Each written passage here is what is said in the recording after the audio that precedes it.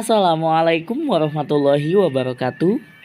Perkenalkan, nama saya Muhammad Irfan Kamil, mahasiswa semester 3, Program Studi Bimbingan dan Konseling, Universitas Indraprasta PGRI.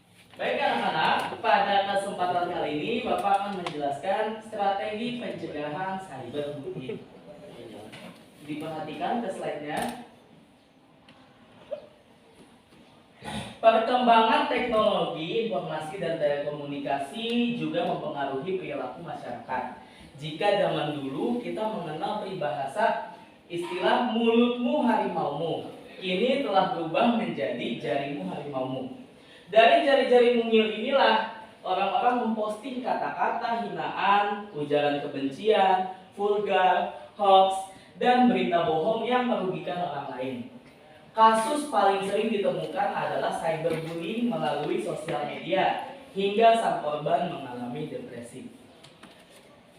Cyberbullying ini menjadi fenomena baru terutama di kalangan anak-anak berusia remaja. Cyberbullying kejam, lebih kejam dibanding bullying karena meninggalkan jejak digital seperti foto, video, tulisan. Dampak cyberbullying juga tergolong dahsyat karena mampu mengguncang psikologis seseorang. Lanjut ke slide selanjutnya.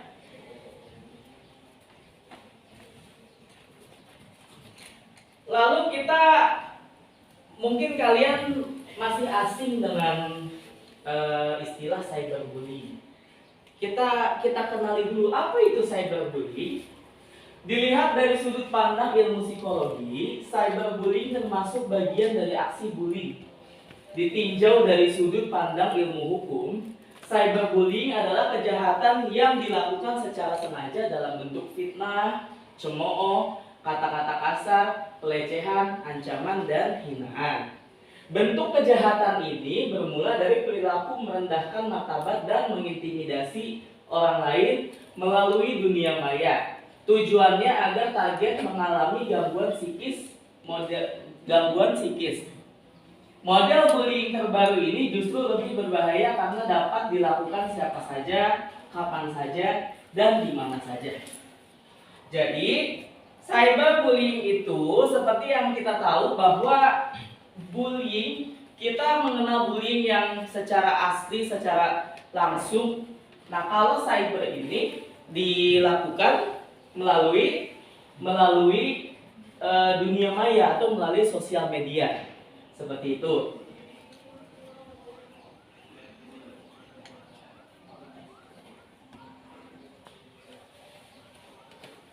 Lalu ciri cyberbullying diantaranya, menurut hukum positif cyberbullying termasuk dalam kategori cybercrime atau tindak kriminal secara cyber, secara dunia maya atau melalui dunia sosial, media sosial. Adapun ciri-ciri kasus dari kejahatan ini antara lain, satu, tidak ada kekerasan fisik. Jadi cyberbullying itu tanpa kekerasan fisik, nggak pakai ditonjok, nggak pakai dipukul, nggak pakai ditampar itu. Dua, antara pelaku dan korban sangat sedikit melibatkan kontak fisik. Dan yang ketiga, memanfaatkan teknologi dan peralatan tertentu. Yang keempat, memanfaatkan jaringan telekomunikasi, media, dan informatika secara global. Adapun terjadi permasalahan terkait cyberbullying di Indonesia, maka penyelesaiannya menggunakan Undang-Undang Nomor 19 Tahun 2016 JO Undang-Undang Nomor 11 Tahun 2008 tentang informasi dan transaksi elektronik. Penanganan khususnya juga melibatkan anggota kepolisian dan upaya hukum ditempuh melalui jalur pengadilan negeri.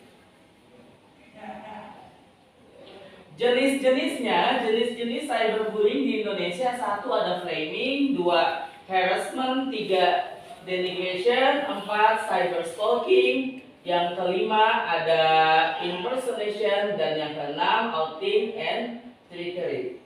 Sekarang Bapak kasih waktu untuk kalian memahami dan membaca secara saksama jenis-jenis cyberbullying yang ada di Indonesia.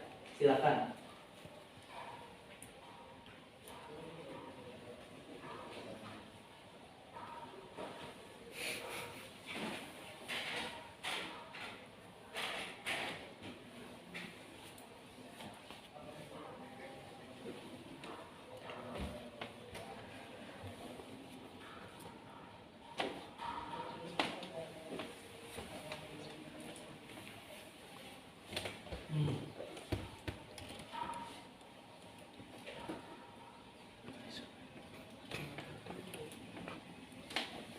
Yang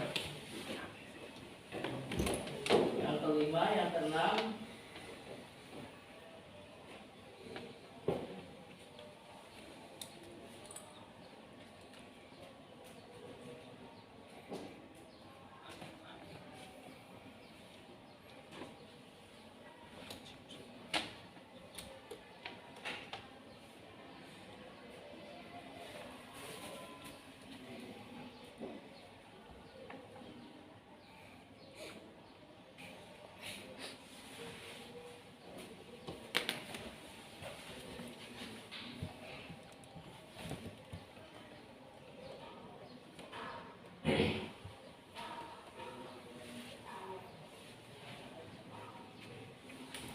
Oke, selanjutnya.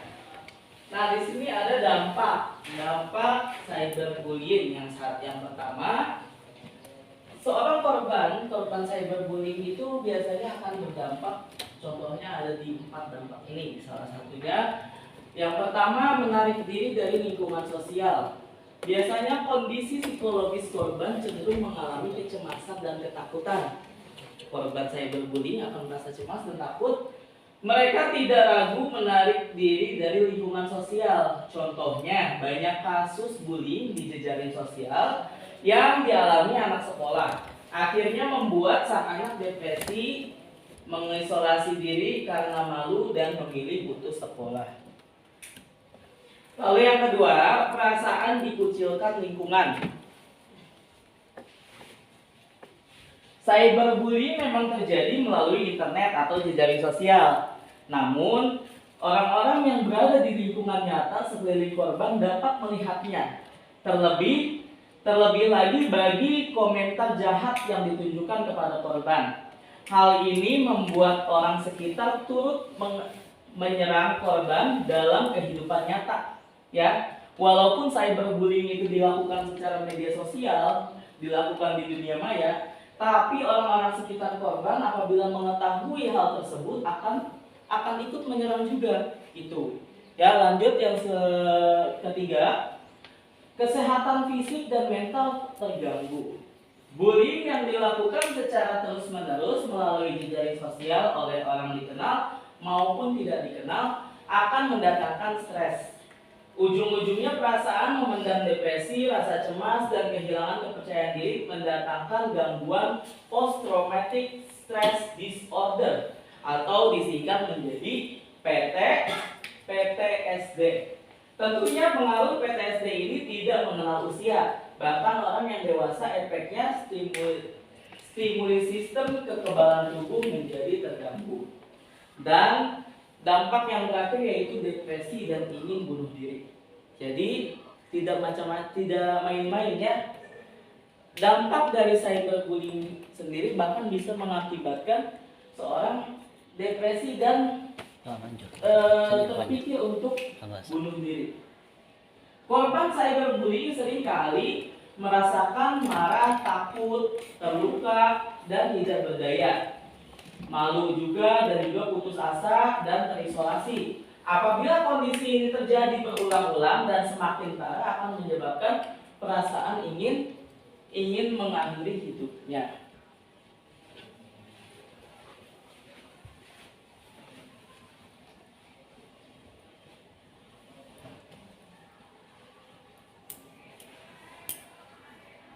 Jadi cyberbullying memang kerap dianggap sepele, tetapi dapat menimbulkan efek yang fatal. Oleh karena itu, sebagai manusia cerdas, jangan mau melakukan bullying jenis ini. Alih-alih korban mengadu kepada kepolisian dapat membuat Anda dapat berhadapan dengan hukum dan dijatuhi pidana. Jadi jangan dianggap sepele hal seperti ini. Karena tadi dampaknya sudah kita jelaskan, dampaknya sudah kita lihat tadi. Dan ciri-cirinya juga sudah kalian baca. Sekarang Bapak mau kalian untuk membuat kelompok. Di setiap kelompok terdiri dari 5 orang. Silakan.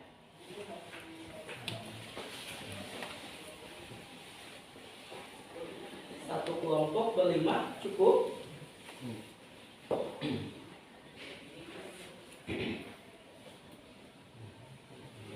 Oke. kelompok lagi berempat. Setelah kita lihat dampak dan juga ciri-ciri cyberbullying, sekarang Bapak mau kalian di setiap kelompok mendiskusikan bagaimana tindakan untuk mencegah cyberbullying. Bapak kasih waktu 10 menit, silakan didiskusikan dengan kelompoknya masing-masing. Jadi cyberbullying itu kayak kita di media sosial. Kita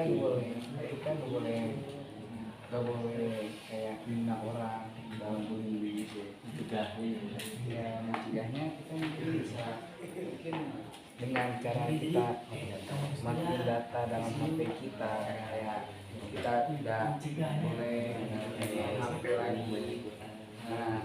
Baca Quran, tadarusan, zikiran,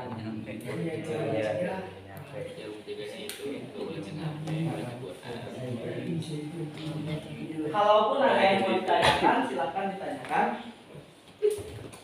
Apabila masih ada yang belum dipahami sama kalian,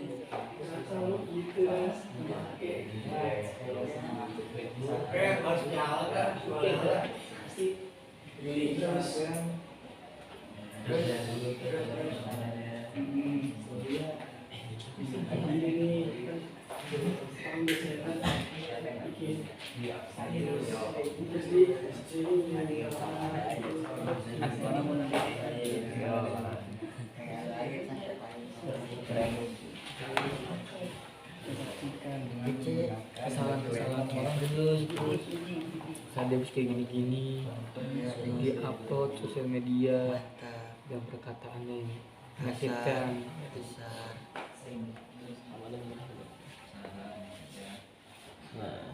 Surya mengupload di status, update status di WA ya, tentunya di WA. Oh iya, di WA atau di Facebook? Itu di media sosial itu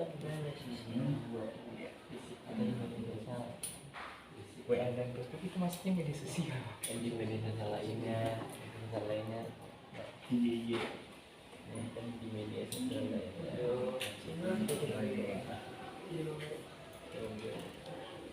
Terus ada yang mengomentari dampak-dampaknya boleh diperhatikan. dengan bahasanya penyakit hati Surya ya.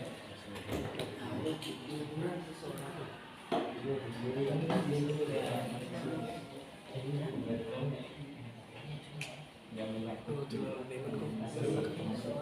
tapi yang ini balik di Korban ya. nah, si korban yang upload Nanti yang korban menyakiti yang mengupdate seseorang ya bisa lah ini ini. atau seseorang yang mengupdate itu. Ada yang sudah selesai? Pak. Silakan dilanjutkan.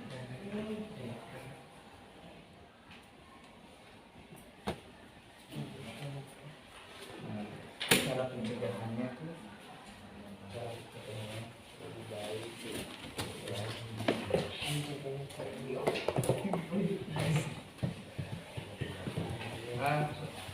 sebaiknya kita acukan status yang dilemparkan oleh seseorang yang mengambil status, karena dengan kita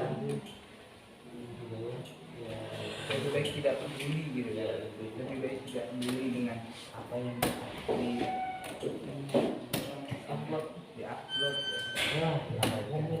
oh iya Dia tidak mau komen. Udah Pak. Itu dia. Baik. Dan jatuh mengamankan tidak aktif di komentar.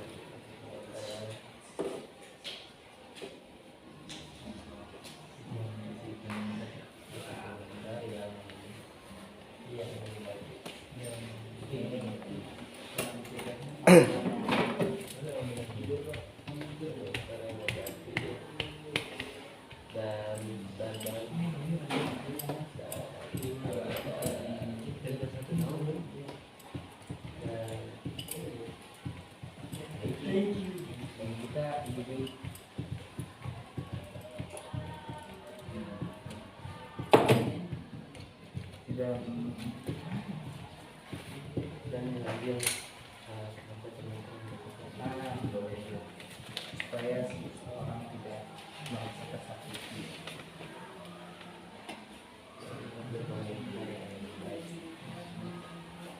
yang baik-baiknya saja. Betul amat. Baik-baiknya saja, supaya si korban tidak tersakiti, supaya seseorang seselempaknya tidak tersakiti si korban. Oke. Apakah semua kelompok sudah selesai? Sudah. Kelompok yang di depan ini sudah selesai? Udah. Udah Pak, sudah. Oke, kalau sudah selesai silahkan duduk kembali.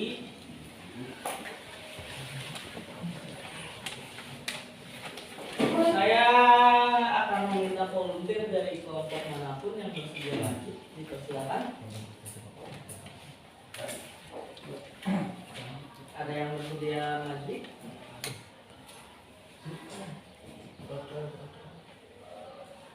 Saya Pak. Oke, anggota kelompoknya ikut maju juga.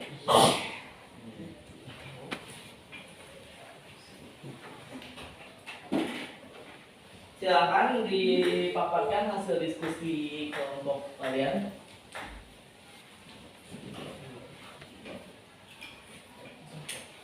Cara mencegah Cyberbullying. 1. Jangan saling menghina sama pengguna sosial media. Jadi, menurut saya, jangan suka memposting sesuatu yang sifatnya menghina, menurunkan martabat seseorang, sehingga korban tersebut memiliki gangguan mental atau fisiologi. Terus, jangan pernah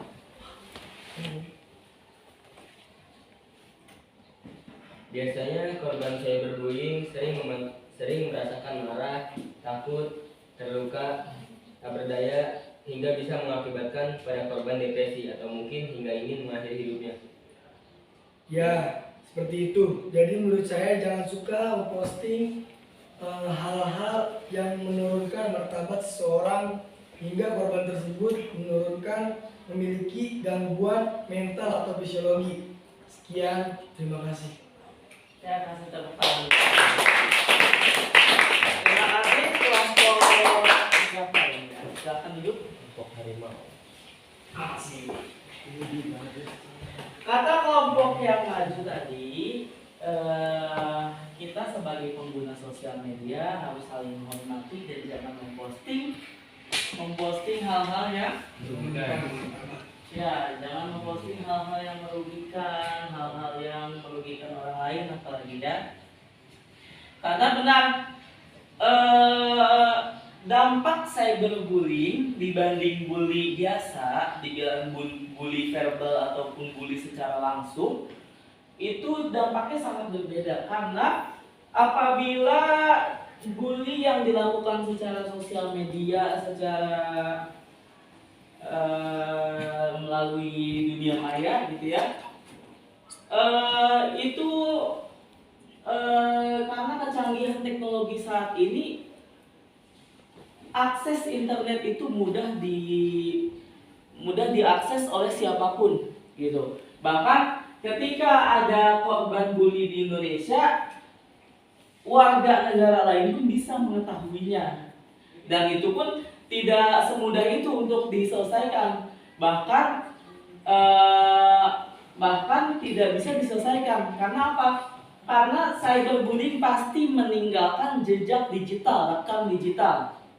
Yaitu walaupun nanti postingan sudah dihapus, bisa saja ada yang sudah di-download postingannya.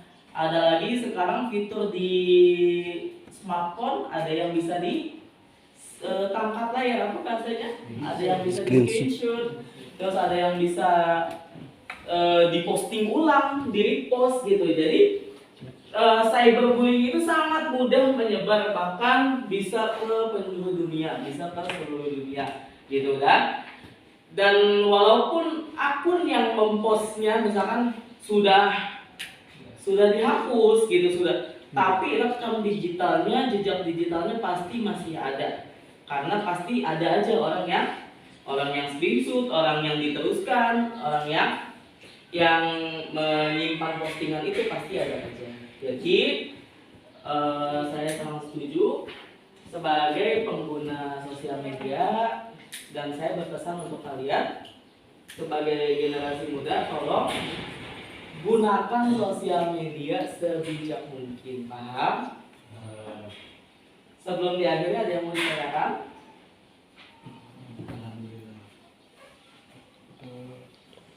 Baik, kesimpulannya,